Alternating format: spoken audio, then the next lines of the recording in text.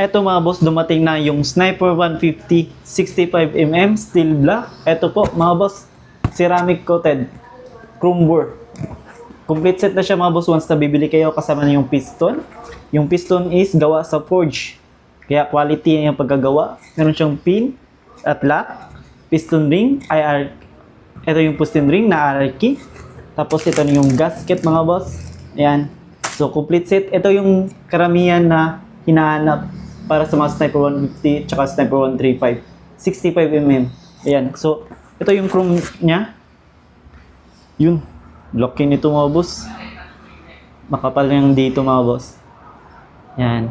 So yung brand nito is Z5. Yan. So yung Z5 is sister company ni Pitts Bike. So yung quality nito mga boss, it's goods na goods din. Yan.